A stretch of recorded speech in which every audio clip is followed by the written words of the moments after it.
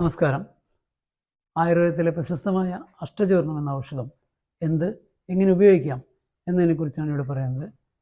ശരിയായ ദഹനമില്ലായ്മ, വിശപ്പ് കുറവ്, വിരശല്യം, വയറുവേദന എന്നിവയിൽ വളരെ ഫലപ്രദമായ ഒന്നാണ് ഈ മരുന്ന്. സാധാരണയായി 8 കൂട്ടം മരുന്നുകൾ തുല്യ അളവിൽ എടുത്ത് നല്ലപോലെ പൊടിച്ച് ഉണ്ടാക്കുന്നതാണ് ഈ മരുന്ന്. ചുക്ക്, കുരുമുളക്, തിപ്പലി, അയമോദകം, ജീരകം, കരിഞ്ജീരകം, ഇന്ദുപ്പ്, കായം എന്നിവയാണ് ഇതിലെ പ്രധാന ചേരുവകൾ. ഇനി ഇതിൻ്റെ ഉപയോഗക്രമം ആയുർവേദത്തിൽ വിവരിച്ചിരിക്കുന്നത് പ്രകാരമാണ്. പ്രഥമ കപളഭോജ്യം സർപ്പിഷ ചൂർണകോയം ജനേതി ജഠരാഗ്നിയും വാതഗുന്മം നിഹന്തി. അതായത് ജഠരാഗ്നിയെ ഉദ്ദീപിപ്പിച്ച് നല്ല വിശപ്പും രുചിയും ഉണ്ടാക്കി വയറുവേദനയെ ഇല്ലാതാക്കുന്നു എന്നതാണ് ഇതിനർത്ഥം. ഈ മരുന്ന് സാധാരണയായി ചെറിയ കുട്ടികൾക്കാണ് കൊടുക്കുക എന്ന് പറയാറുണ്ടെങ്കിലും ഏറെ ഫലപ്രദമാണ് പ്രായമായവരിലും.